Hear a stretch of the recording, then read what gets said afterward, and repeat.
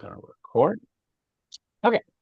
So, sometimes before I start these programs, I was just curious as to what your impression is about Kabbalah. And as you'll see, it can be Kabbalah or it can be Kabbalah. We'll discuss even that. But I'm curious as to what your impression is on just on the role of Kabbalah in Judaism, on what it's about. I'm always curious about that. So I think Kabbalah is a very important part of Jewish mysticism, and Jewish mysticism is very important part of the religion. yeah, so absolutely, I agree with that. And Kabbalah is Jewish mysticism, and we'll Yeah. see.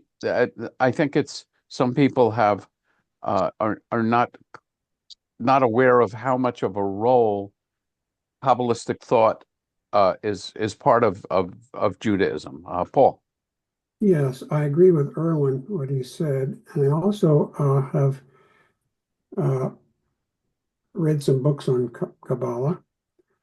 And what it does for me is it makes my heart swell with pride. It does. It makes my heart feel different. It gives me a sense I of. can't resist saying it makes my head swell with difficulty Makes my head what? and Makes my head what? I'm picking up on your word swelling. My head aches as I try to understand it. So Yeah, right. so I envy you.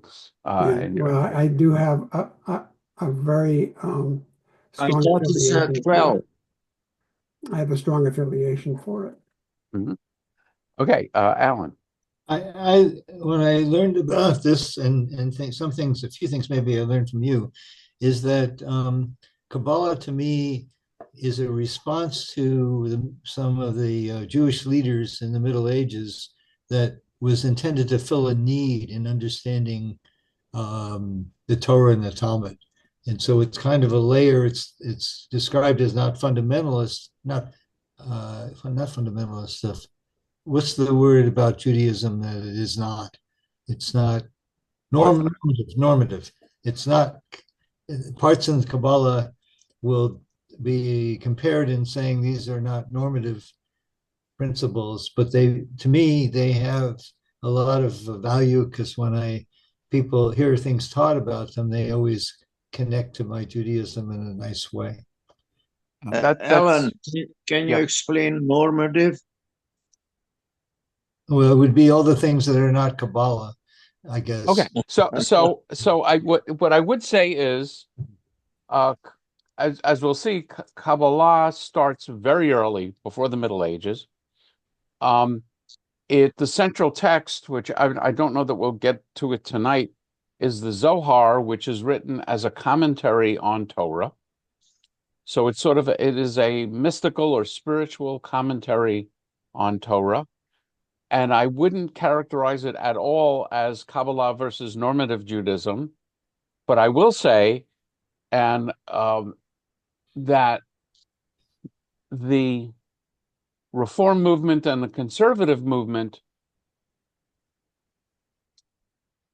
trying to choose my words carefully, were a little embarrassed by Judaism's mysticism. So those of us who grew up in Reform and conservative world were not all that exposed to Kabbalah. Very famous, very famous comment on Kabbalah and on Gershom Shalom, who is probably the preeminent scholar of Kabbalah.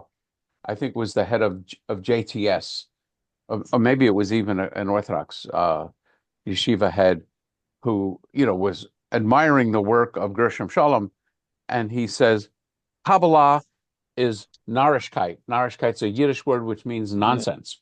So he's saying Kabbalah is nonsense, but the study of Kabbalah is scholarship. But I would say there is a lot in our, in our normative Judaism, such as just Friday night Lachadodi and so on. That is definitely Kabbalistic. and it, there's a lot in normative Judaism which is Kabbalistic, and certainly we'll see some of that as we go through this. Okay. Yeah, is that go ahead, Paul. Part of Tanya also? The Kabbalistic information? So Tanya is the work written by the first Chabad rabbi, first Lubavitcher rabbi. Right. So I would say, broadly speaking, Hasidic Judaism is very much influenced by Kabbalah. Yes. In the world of Hasidic Judaism, there are probably at least a dozen major Hasidic subgroups, of which Chabad is one. And Tanya is the work of one of those subgroups, of the founder of one of those subgroups. So it's definitely, I don't know that much about Tanya, but it definitely fits into that world, because I would say Chabad is very much focused on a Kabbalistic understanding of the world and of Judaism. Okay, so let me go to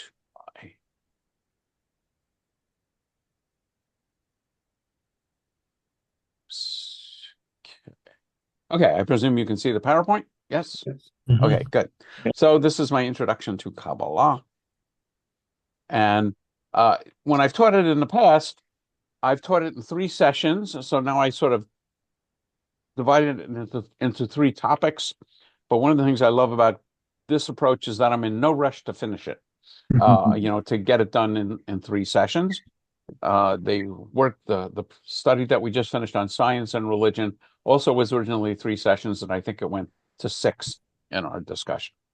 So what we're going to start with is an introduction and a history of Kabbalah, and the next major topic will be the Zohar and the 10 Sefirot, and then the third topic is Lurianic Kabbalah, the soul, angels, and enhancing Jewish spirituality.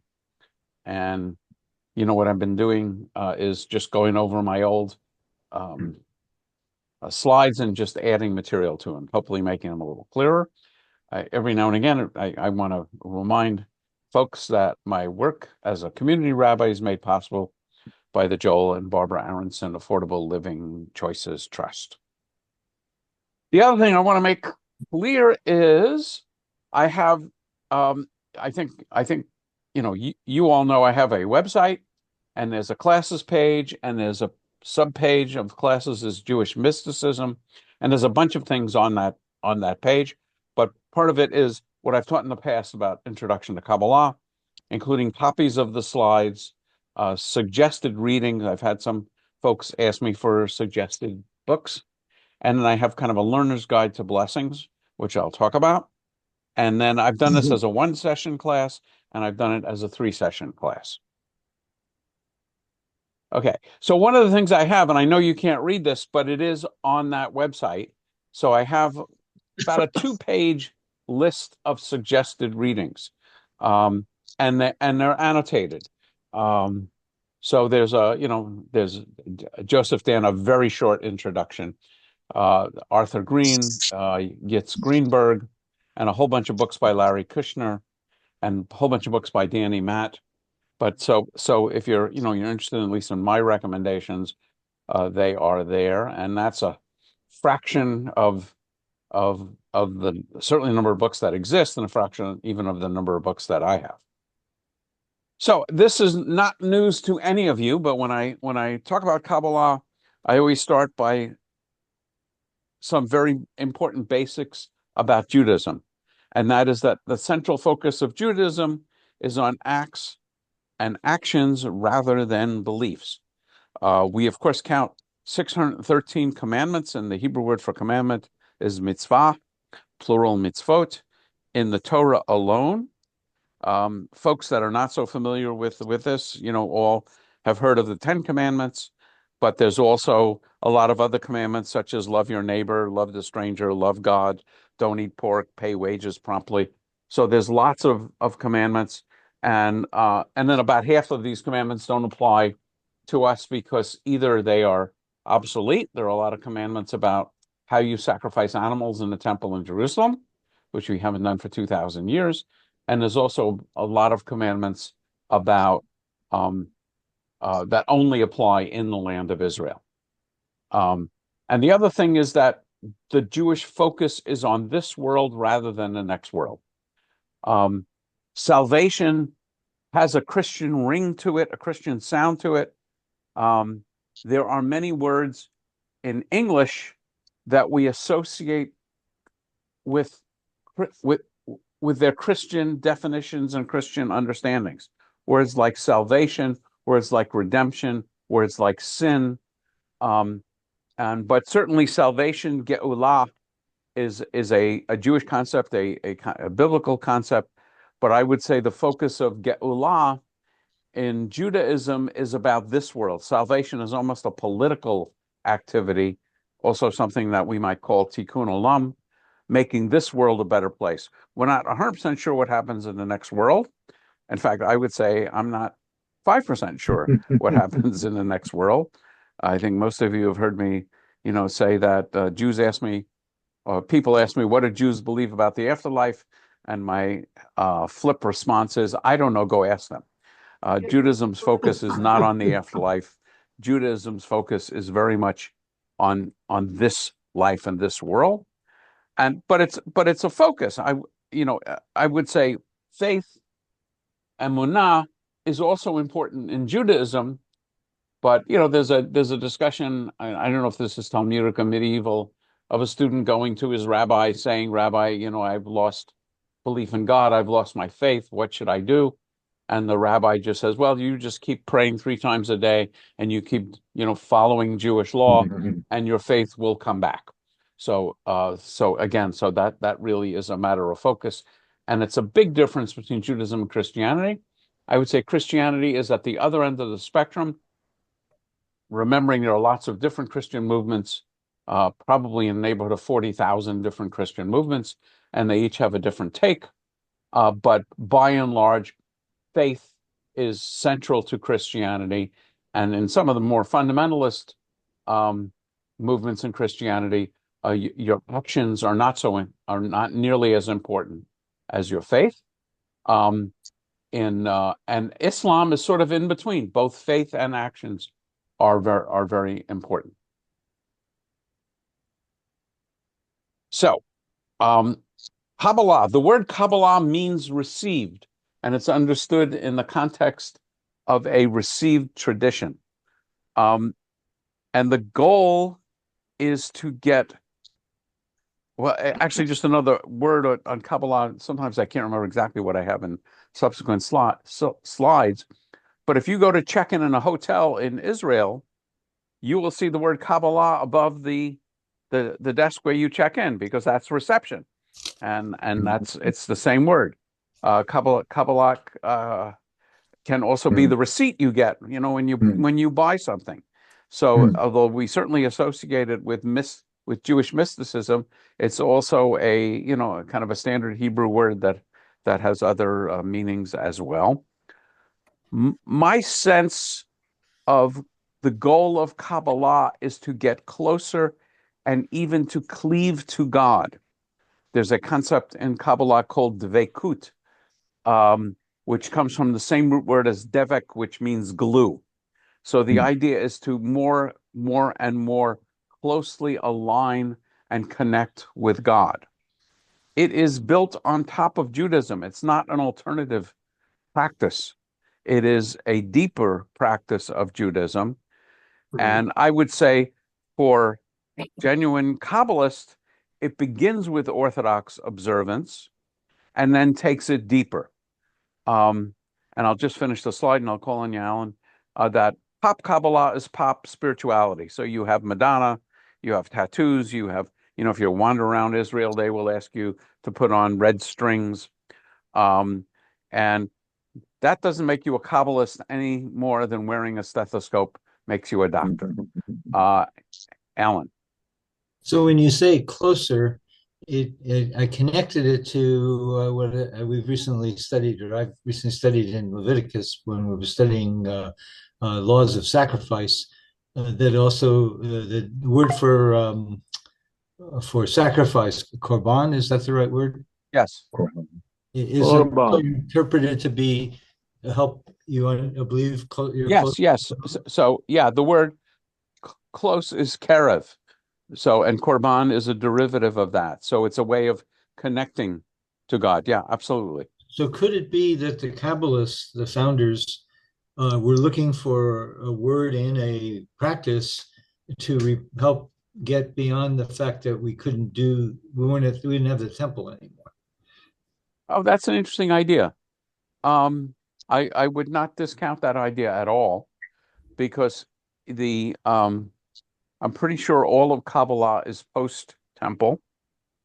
And yeah, I think that is a reasonable focus. I mean, basically, in the broad scheme of things, once we don't have a temple any longer, what do we substitute for temple sacrifice?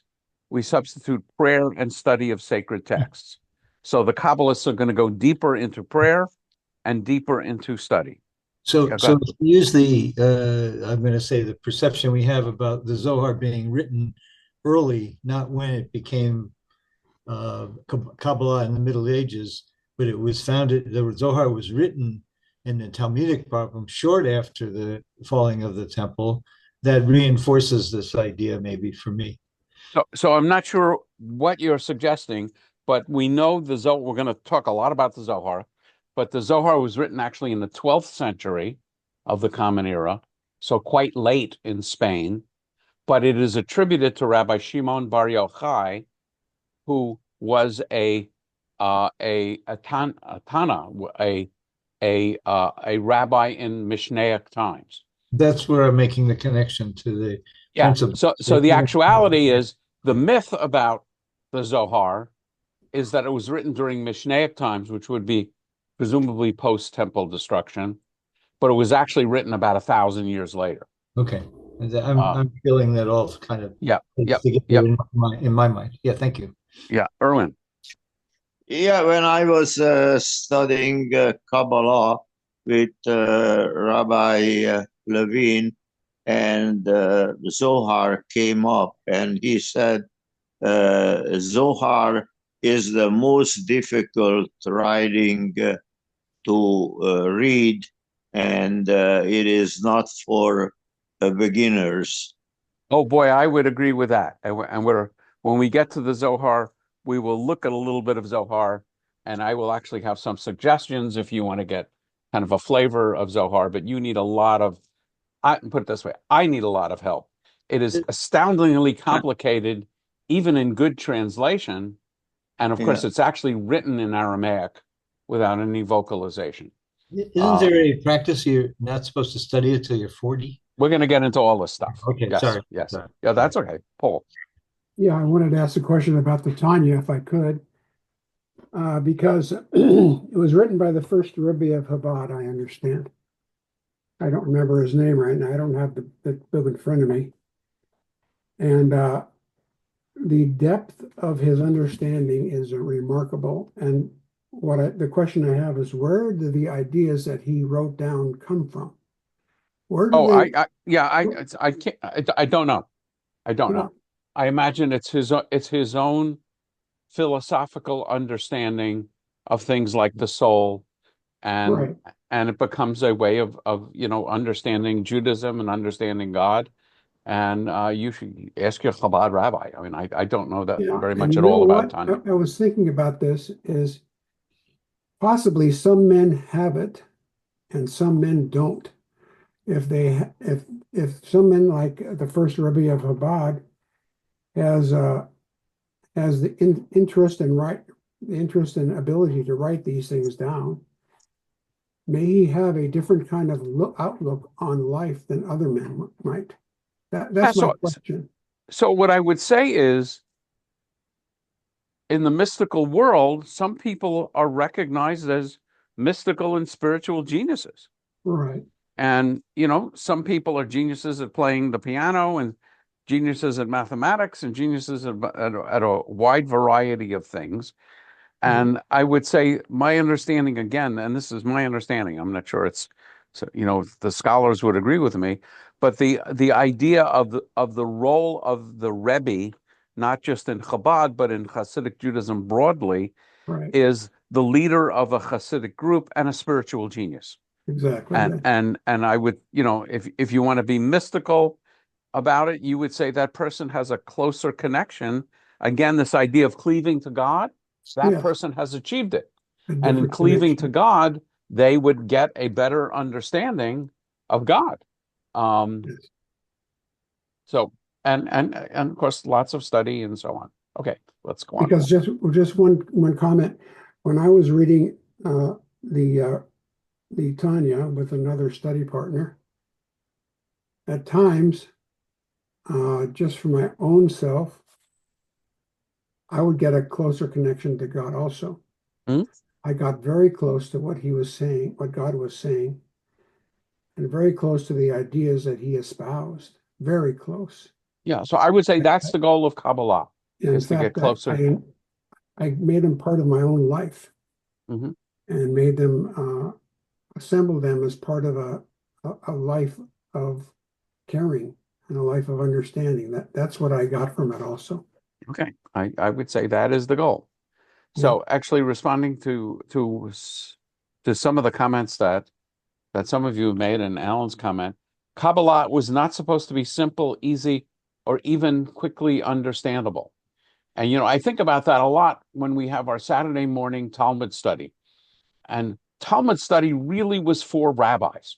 It was not for folks. And it's complicated, and it's takes a lot of understanding and study to be very knowledgeable in it. And as Alan was mentioning, Kabbalah was traditionally only studied by married male scholars over 40. And there the point was, or a point was, as I understand it, is these are people that already have a lot of responsibilities. They have families, they have jobs, and if you can get, there's a risk of getting so deep into mysticism that you just want to go onto a mountain and pray all the time. That's right. That's right. And that's not Jewish. Yes. Because Judaism is about this world. It's not about separating yourself from the world and just being focused on God. And that's not true of all religious movements. There are monastic movements in Buddhism and in Christianity where people literally isolate themselves and they never speak. They only pray. They take vows of silence. And so in other religious movements, it's called asceticism, being an ascetic, of disconnecting yourself from this world to have a stronger connection to God. Kabbalah requires you to keep your feet on this earth. And one way of doing it is to be married, have children, and a job. It should be people of high moral standards, prior rabbinic learning, and mental and emotional stability.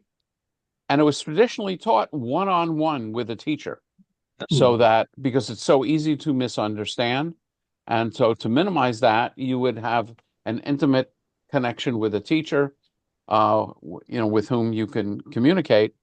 And of course, the goal of our discussion is to provide an introduction and an orientation. Well, I'll talk about my own, study of Kabbalah I think in a few minutes. Okay, yeah, here I go. Okay, I am a student of Kabbalah. I am not a Kabbalist for reasons I will share. And in brief, one of the elements of Kabbalah that, as I understand it, is, I keep saying as I understand it because if you were talking to another Kabbalist, they might not focus on it, is that everything is going according to God's will and according to God's plan, which sounds beautiful if we think about, flowers and the state of Israel and medical progress, and that's wonderful. It's a little more problematic if you think about gas chambers and nuclear weapons and cancer, in my own case, Huntington's disease. So I have major problems with the underlying philosophy of Kabbalah, and that's why I'm not a Kabbalist. But I do have Last time I counted about 130 books on the subject, and I've read most of them. I wouldn't say all of them, but I have read most of them. And basically, my goal is to share my struggle to learn this with you. And also, there is a value to hearing difficult concepts many times. It has struck me that it takes me about 10 hearings of a concept before I deeply get it. And so, even if this may be the first time or the 11th time, there's still value in going over it. So just some comments from a book, a Jewish mysticism reader. Without Judaism, Jewish mysticism is a soul without a body, a vagabond spirit. Without mysticism, Judaism is a body without a soul. With detaching Kabbalistic practice from traditional Judaism would be like performing an operation with instruments that are not sterile. So it's, and you will see this in, there's something called the Kabbalah Center around the country, and I haven't kept closely that track, but they will sell Kabbalah water. People will try and get you to put on, red strings and get you to put on tefillin, and want to sell you copies of the Zohar, and so with the idea that it gives you some kind of divine protection, which I don't buy at all. I mean, I have great respect and interest in Kabbalah, but the true Kabbalists start out as Orthodox Jews, and then the question is, how do they deepen their practice to go even beyond what simple orthodoxy would require? So here's a question for you. How would you define spirituality?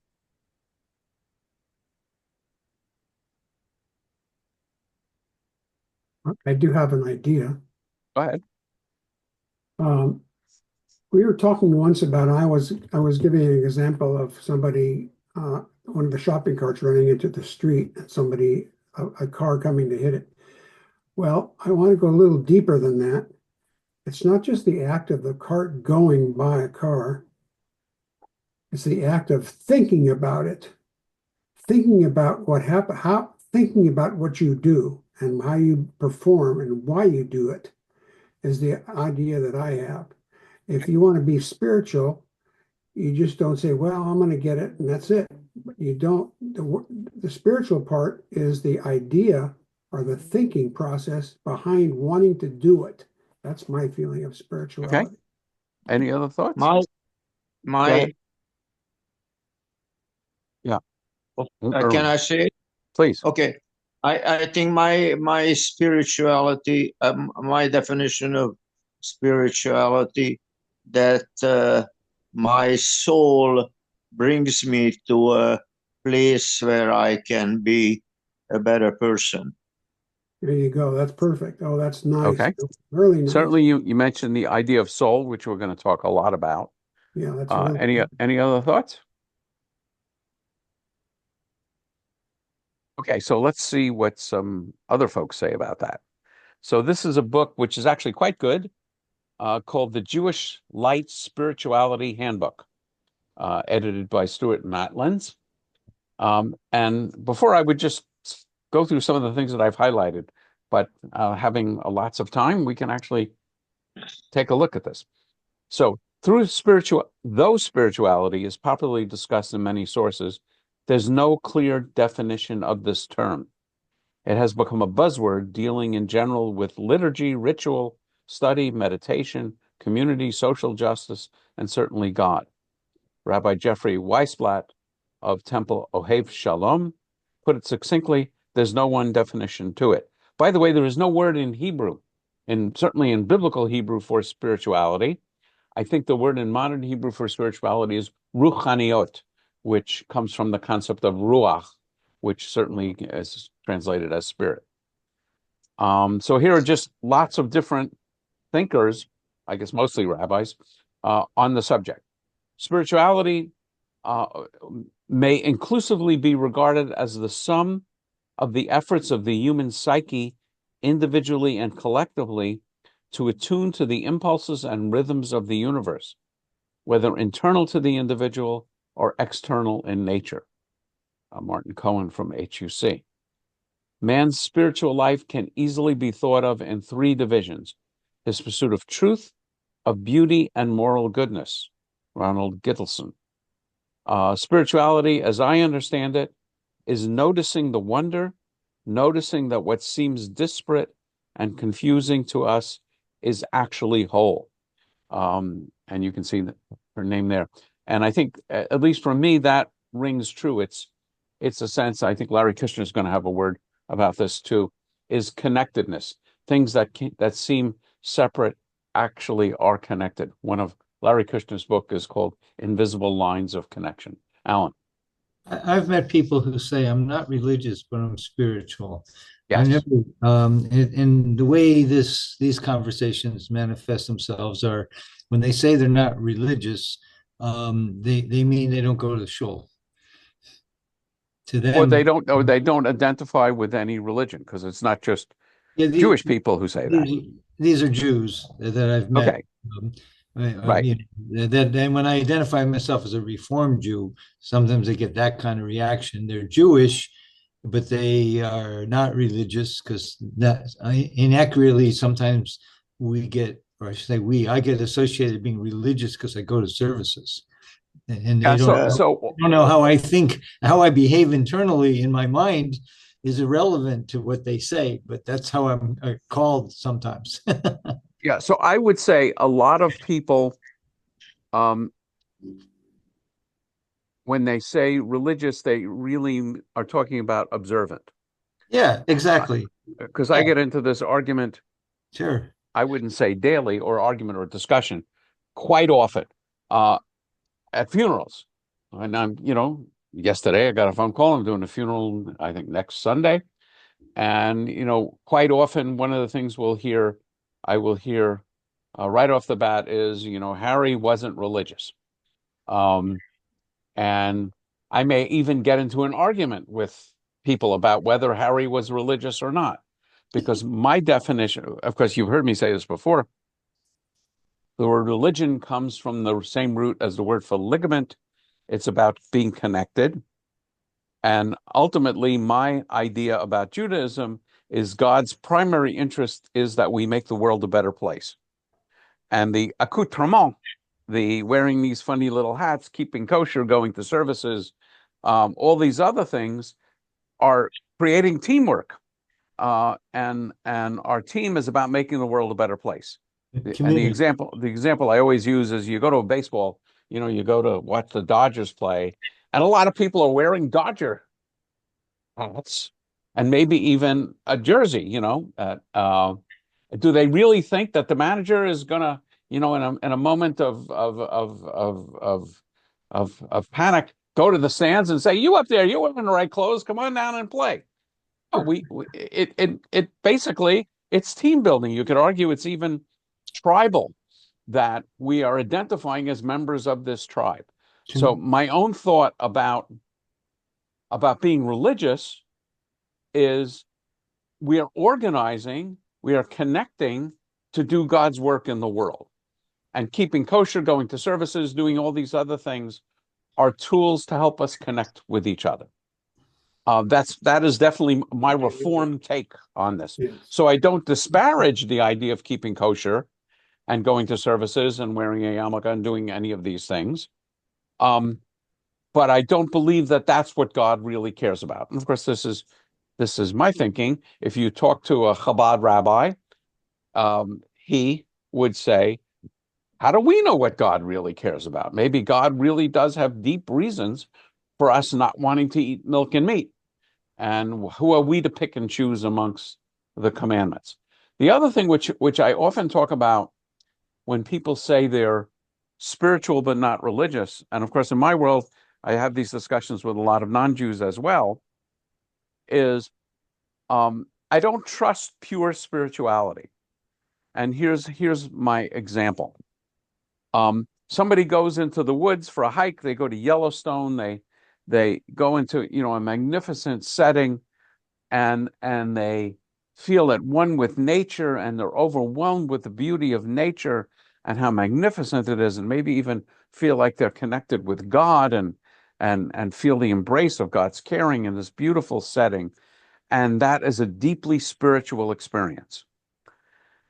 My question is, so what? Then what? The thing that I admire about religious spirituality is that it places demands upon us. You had a great religious experience, you feel terrific, mazel tov. Now, what are you going to do to make the world a better place so that other people can have that same experience? I quote Larry Kushner a lot. I admire him tremendously. And I once heard him say, you go to Friday night services and you have a wonderful, uplifting service, and everybody is feeling good. Larry would say, I don't think the rabbi's done his job or her job. So because in addition to that wonderful feeling, you should come away with a sense that come sunset at the end of Shabbat, there's a lot of work to do, and I want to redouble my efforts to make the world a better place. I should be aware of the things that are wrong in the world rather than just feeling good about all the things that are right in the world. So I admire religious spirituality.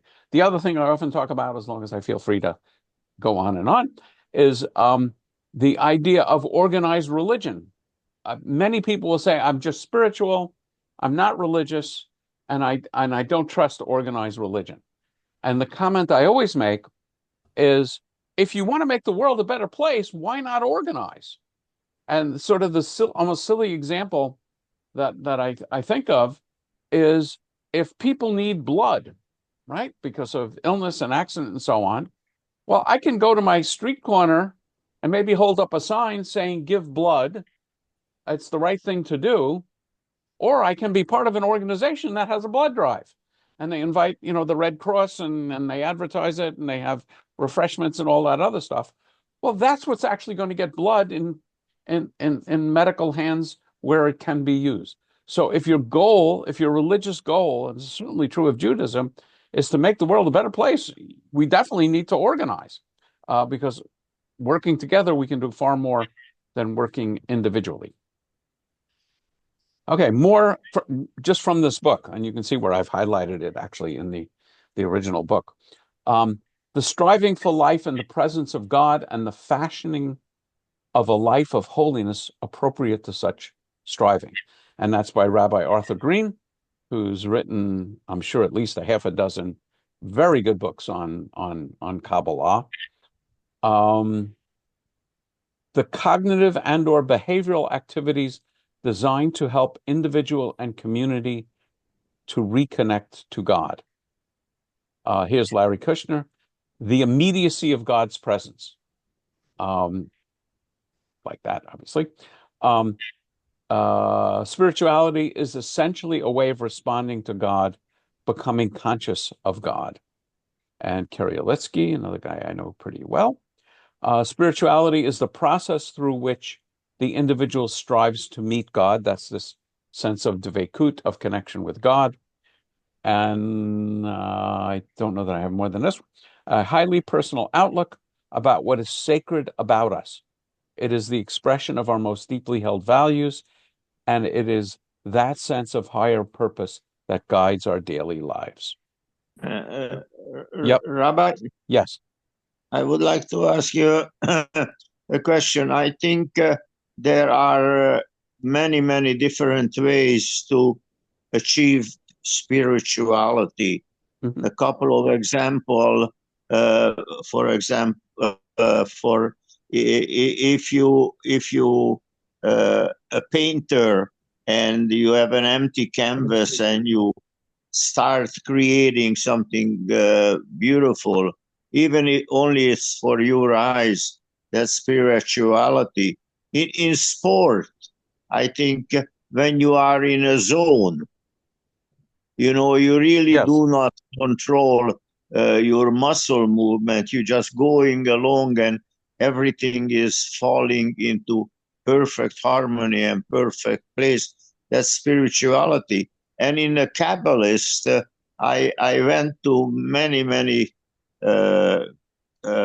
Hasidic weddings and with Whoops. Erwin, you know, Hasidim spirituality. Yeah, so yes, you're absolutely right. I would say not all of them are religious spirituality. You know, you can paint the painting, uh, and it can be a horrible painting. You may get a lot out of it, but you might paint something that's horribly ugly. But okay, but explain to me when, for instance, how you call it? Let's say McElroy is in a zone and everything is going well, and he makes an incredible birdie, and yes, all of a sudden he looks up in the sky that it's comes from somewhere. yes. So I got it. So the question is, did that make McElroy a better person? To me, that's religious spirituality. The Yes, Nuremberg um, mass demonstrations that Hitler would hold, I'm sure felt very spiritual. Hitler could motivate the masses to a form of spirituality, which is exalting the the German culture and so on. I am certain that that's a zone, and that could be described as spirituality. So that's why I don't trust necessarily spirituality for its own sake. I like the idea that spirituality connects to something where the goal is to make the world a better place. I I mean, I agree. love golf. I have no problem Yeah. with golf, but I don't feel necessarily spiritually elevated by golf, and a lot of athlete. If you make a birdie, you it's If I make a birdie, I feel good about it, and I've I even can had do. a hole in one. No, Yeah, but you didn't say Baruch Hashem. No, I would not say Baruch Hashem. One of the guys I play with always accuses me of praying, Yes. and I would say I never pray. I pray before I start. I thank God for creating such a beautiful site. I say the blessing of Sema Aseh sheep. I say Modeh Ani as a special Yeah. expression of thanks that I have the health and ability to be there. But I never pray about any particular thing in golf. Paul. Yes, sometimes on YouTube I see these presentations of a painter with a blank canvas in front of her or him, and they start taking paint and smearing all over this thing, Right. smearing it all over the canvas. All of a sudden, I see some a shape come out. It could be a Yes. shape of a man, a shape of a woman, shape of whatever you want. Yes. But they didn't, I don't think they studied it, how to do it. They just did it.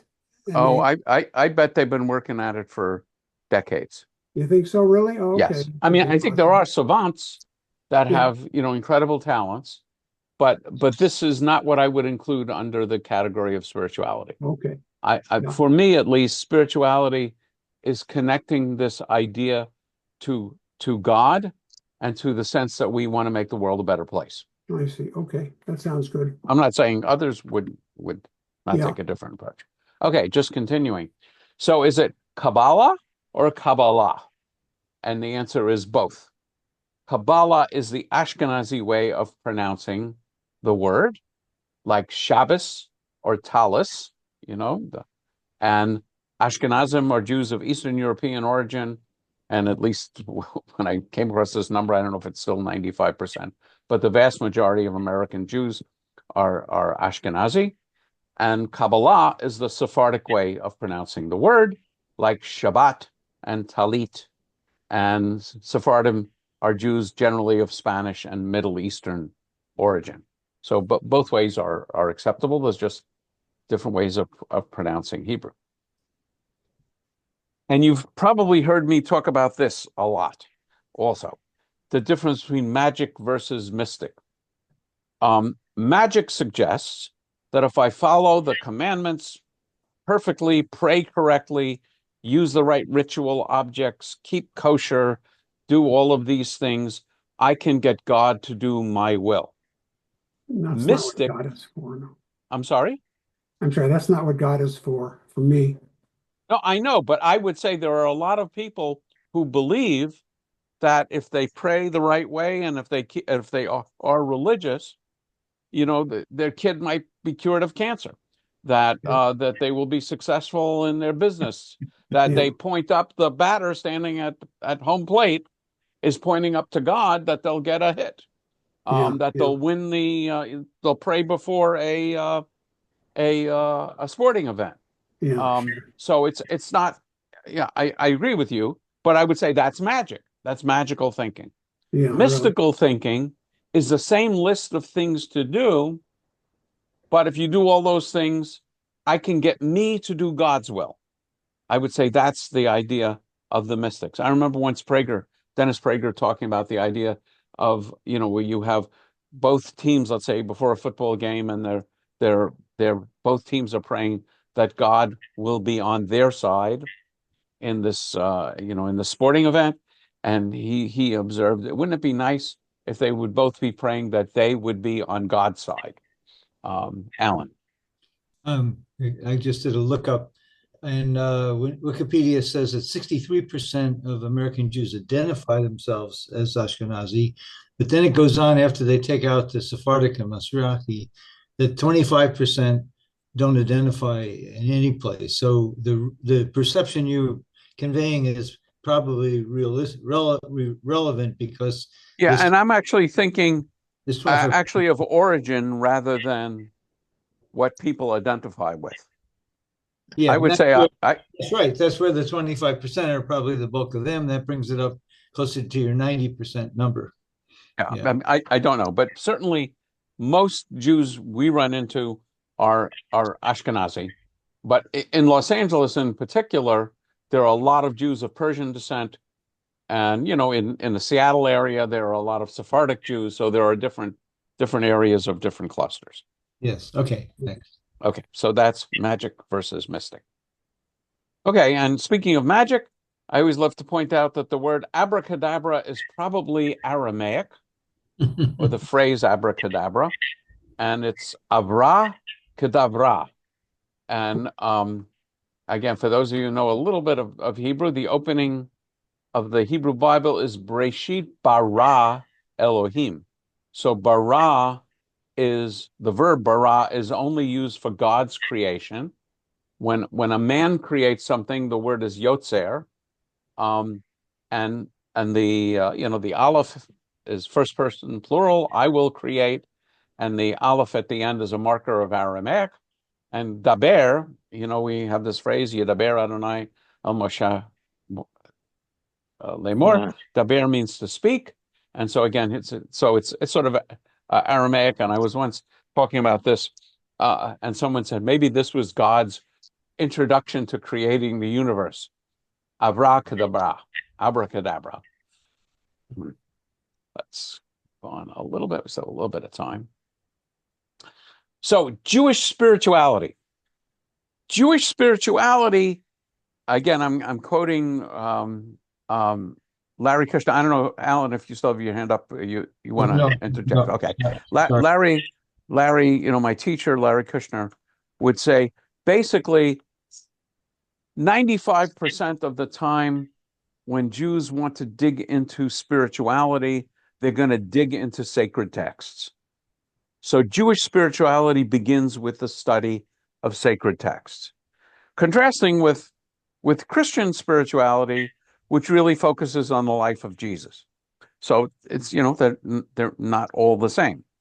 The presumption, and we run into this all the time in studying sacred texts, the traditional presumption, I would say, is that the Bible and other sacred texts, such as the Talmud, the Zohar, I don't know about Tanya, but anyway, are infinitely rich and deep in meaning. And one way it was described, I can't remember who said it, is it's like a singular love letter from God. Yes. So the image I remember dramatically is, suppose you were stranded on the proverbial desert island and you were separated for the rest of your life, from the love of your life, a person, human love of your life. And you had a long letter from that person to you. You would read that over and over and over again. And if certain words were underlined, you would wonder about it, and you would really dig into it. And I was once teaching this was many years ago, and a Jewish woman said to me, I had that experience. Hmm. And I said to her, what are you talking? Were you on a desert island? I said, no, no, no. But I was in love with this guy, and he wrote me a letter breaking up with me. And in the letter he wrote to me, you are so, and she said, and I couldn't tell from his handwriting whether he was saying, you are so lovely or you are so lonely. And if you look at, in writing in cursive, it's could be pretty close. And she never had the courage to ask him which, because after all, they had broken up. But it drove her nuts Hmm. trying to figure it out. Evidently, it wasn't entirely clear from the context. But that's the kind of thing that's going on in Judaism. A basic idea in Judaism is that God doesn't issue new sacred texts. We have the sacred texts that are traditionally from God, and we study them. I do think God speaks to us, but there won't be another book of the Bible called the Book of Latka. That, and it's interesting Talmud on this, that, even if God shows up and speaks to the rabbis and say, why are you arguing about this? You should do that. The reaction of the rabbis is, who asked you? You gave us the Torah, you gave us the Talmud. We have what we need from you. You know, mind your own business. We're rabbis, we're making Jewish law here. So we read it and reread it and dig into it from the obvious meanings of the text to the most hidden meanings. And I think I have a couple of examples of that as we go into it. And it leads to mitzvot and connection to your actions in this world. So I guess maybe I'll read a little bit, and we'll start with some of these texts even next time. Yeah, so there's a wonderful little book by Danny Matt called The Essential Kabbalah, and it has a bunch of texts, and most importantly, it has his footnotes. Paul, go ahead. Oh, yes. I was one time on a I traveled with Rabbi with my rabbi Lutker. No, I'm saying the Rabbi. That's your name, Rabbi Okay, just go ahead. from Camarillo. Okay, Rabbi Lang. That's it. Yeah. Rabbi Lang to New York, and we were at this big place that lots of people would go in, and we'd have to climb some steps. And on the grounds, I saw a large tree that was beautifully adorned with flowers on it. And there was a rabbi walking right next to me up the stairs, and I said to him, I stopped him and I said, what does that look like to you, Rabbi? What does it look like to you? And he says, oh, I don't know, it's just a tree with flowers on the ground. I said, no, to me, it's not that. To me, it's God giving us beauty to look at and understanding and a beautiful sight to see, which means to me that God is with us. That's how I interpret this whole thing. That's how I interpret it. So those are some So of the, as you'll see, is when we get into the spirituality of saying blessings, yes, a traditional way of approaching that would be to say the blessing, Baruch atah Adonai Eloheinu melech haolam, osei ma'aseh v'reshit, which yeah. is blessing and thanking God, the author of creation. Right, that's right. Right. So but again, I would say for Jews, we appreciate nature, but the focus is on texts. And Right. and I'm not necessarily even defending that, because I think being out in nature is spiritual. Exactly. And again, what I would say the important thing is, are you then feel commanded to do things so that other people can enjoy those gifts as well? That's Um, what I would take out of it. The hmm? person I was talking to was another rabbi, and I said to myself, I didn't say it to him, would you now be able to go out and tell some other people what God means to you and look at it like it's a creation from God? It's beautiful. Would you be able to do that as a rabbi? And I don't know. It was inside of me.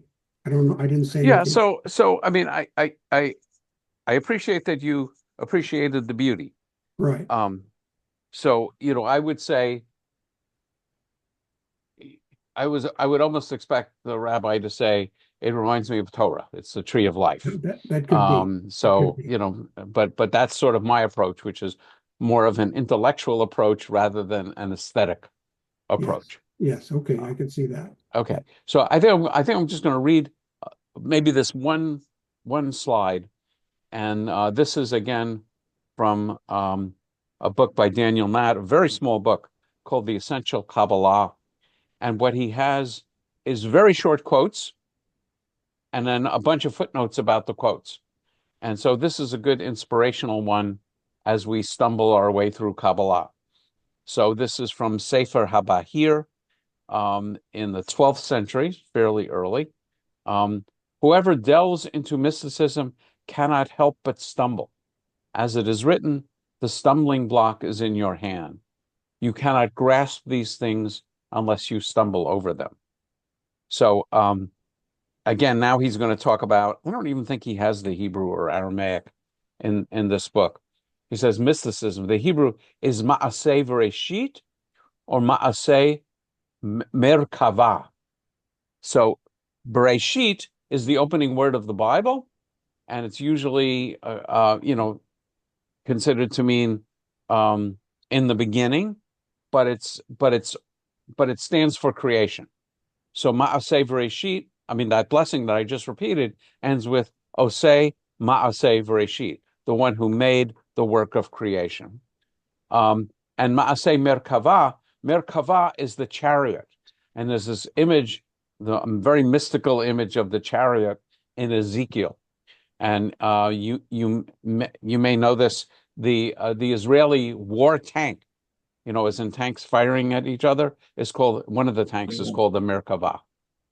Good name for a chariot. So the work of creation, the works of the chariot, the secrets of cosmology based on Genesis 1, and the secrets on the divine realm based on Ezekiel, these constitute the two branches of early Jewish mysticism. The stumbling block is in your hand. It's a pretty loose translation of Isaiah 3:6. I actually took a look at that. And then, unless you stumble over them, so the Talmud says the stumbling block is in your hand. And so, in commenting on what that might mean, the Talmud is saying you don't understand words of Torah unless you've stumbled on them. So, I think this is a nice little bit of inspiration There you go. in that it is teaching us or reminding us that this is not easy. We're supposed to stumble on it, and we're supposed to actually have problems with it. And that's why, it's helpful to stumble and study together. I'm going to just stop sharing. And also to work with a friend. There's the expression in Hebrew, I don't even know if this is still used. When you study something really hard, it's the description is you're breaking your teeth on it. And it's almost like you're trying to chew something that's so difficult that you actually crack your teeth on it. I kind of like that image as it's a modern Hebrew idiom. It's not, I don't think it's biblical Hebrew. I don't know how far back it goes. Okay, so we will stop here and then pick it up next time right here, and we'll just keep going until we run out of slides. Henry. Yeah, just one quick thing.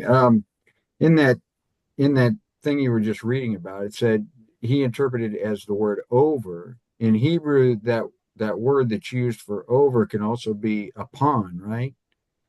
Yeah, I'll. I mean, I don't know All like the upon quote. or Yeah. over, or Uh, right? so yeah, you can't stumble over them. Yeah. So I would. One of the things I don't like about this particular book of Danny Matson, I can just grab it. He's a good author.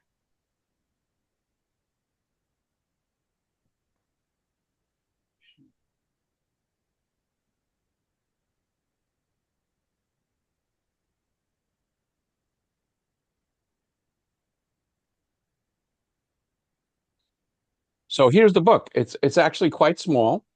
You can Okay. see, Mhm. and in it there's just English and even the footnotes. One of the problems with this is all the footnotes are in the back. So you got to jump Uh, back and forth, which I'm always gotcha. doing. Uh, And I once actually studied with him, but even when I studied with him, he doesn't really have the Hebrew. This is some of his sheets. He describes the Hebrew, but he doesn't have a lot of Hebrew in the book. And it makes me, I always would love to see what the Hebrew is. I suppose um, Yeah, I because can look at uh, Gittin 43a and look it up you, in you Safaria. you get a uh, different idea if you're thinking of that unless you stumble over it or you stumble upon it. You know what I mean? Yeah, You get over it means maybe you like when you fall over something, as opposed to upon it means you just happen to be there. It just happened to catch you, the yeah. stumble. okay, so actually we could look at very quickly, but we'd have to find it. Safaria, and it's Gittin Talmud. Anyway, I could hopefully find it, and then of course it would be in the Aramaic. There's Gittin. Oh, I still don't have a screen share. Okay, so actually I can even look at this with you. Can you see the Safaria now or no? I can see, yes, yes, I can. Okay, so let's see. I need to see what Oh, it yeah. is. It was Gittin Get in. 43a. Correct. Ah, find it again. Yep, there it is. Okay, so there's Gittin 43a. And now you need to scroll down.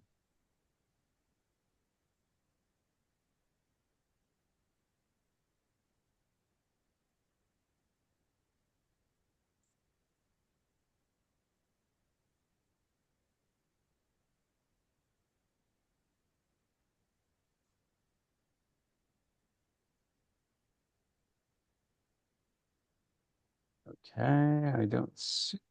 Let's see, we're still in 43a. Sometimes I find when I check these, they miss, they have the wrong page number. Hmm. Mhm. Ah, there it is. Okay. So a person does not understand a statement of Torah unless he stumbles in them. Okay. Hmm. Yes. Let me see if I can find the Ah, Afal Sha'amru.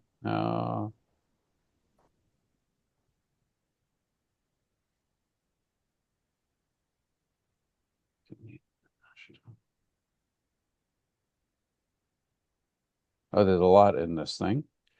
Yeah, so it's Ein Adam Omed al Divrei Torah. There isn't a man. I would translate this as standing. Omed is to stand on the right. words of Torah. Ela im ken, Uh, unless nichshal Nikashal. behem. Nikashal. Nichshal, I think a shal is a stumbling block Hmm. to strike against or stumble. Behem, in them. And is that the way stumbles in them? So in them, on them, over them. I mean, the one nice thing about prepositions in Hebrew is they are just very flexible. You hear me talk about this all the time, Right. how flexible Hebrew is. But there it is, and this looks like it's probably a Baraita because it seems Hmm. it seems like Hebrew. It's not Aramaic. Um, so anyway, Okay. yeah, All right. great Well, question. Yeah, that helps. and Thank it you. can be any of the above. And the word stumbling block is in Leviticus it says don't place a stumbling block in front of the blind. Right. And so the surface meaning of that seems silly. I mean, what do we really need a commandment to tell us if a blind man is walking along with a cane not to put a block in front of him? But of course, the rabbis interpret it much more broadly. Don't give people bad advice. Don't tempt people to steal, Right. and so on. Yeah. Okay. Very, very good question. Yeah, Thank you. that's why I love I once you learn some Hebrew, it's really one of the nice things is being able to go into the Hebrew. And of course with Safaria, you can do a lot, but you still have to know enough Hebrew to find it. So at least I know enough Hebrew to get by. Well, thank you. Okay. Thank you. I can do this. Hey. Go ahead. Rabbi, Yes. I just want to tell you, I stumbled in a bookstore on a book once upon a time called Kabbalah for Dummies. Yes. I don't think I have that, but I saw it and I was embarrassed. I am embarrassed to report that it's pretty good. Yes, it is. Maybe that says about my status as a scholar versus my status as a dummy.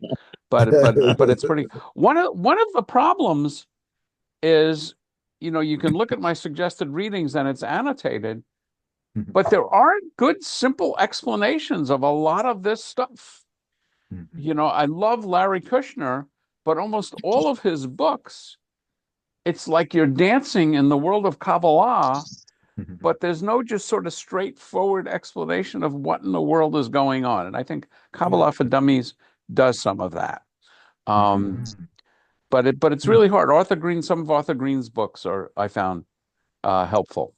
But it's not easy stuff. And I don't remember exactly where I said this, but we'll get to Lurianic Kabbalah, and there's this concept of when God first creates the universe, there's vessels created, and the vessels are shattered, and our job is tikkun olam, to repair the vessels. And I remember I studied Kabbalah at HUC, and there was a visiting professor who was a Kabbalist. And I tried my best to pin him down on the question was the shattering of the vessels deliberate, or was it an accident beyond God's control? And he started going off on all kinds of interesting esoteric teachings, and I could not pin him down. I was incapable of getting him to answer that question directly. But Rabbi, Yes. how you call it? Tikkun Olam was much, much later than when Kabbalah started. Yeah, so my guess is so there's Tikkun Sheverot, the Tikkun Kelim, the repairing of the vessels. Tikkun Olam is a concept that's existed a long time, and I would say the use of it in liberal Judaism as a euphemism for social action is somewhat recent. But in the in the Aleinu prayer, there's a phrase "L'taken olam b'malchut Shaddai," to repair the world under the rulership of God. So it's like everything in Judaism, it's more complicated than that. There are things that didn't Herzl coin the phrase No. Tikkun Olam? No, I mean no. Okay. Herzl was not a religious Jew. the principle that we're talking about, I learned, is traced to the prophets. Yeah, so the prophets focus very much on social action, but it is true that the concept tikkun olam, you don't find it mentioned in the Torah, and it's kind of a complicated usage, and sometimes I see it sort of criticize that that it's so central, I would say, to the Reformed Jewish approach to the world, that people would think that it's what God told Moses. So one of these words that gets used in American conversation, Rabbi David Saperstein, who was head of the Religious Action Center for 40 years, he tells the story that somebody once asked him how you say tikkun olam in Hebrew. Oh, that's very funny. Yeah. That's great. It's like I do that with Sonia all the time, and we have lots of words in English that are really French. And I will joke with Sonia, how do you say that in French?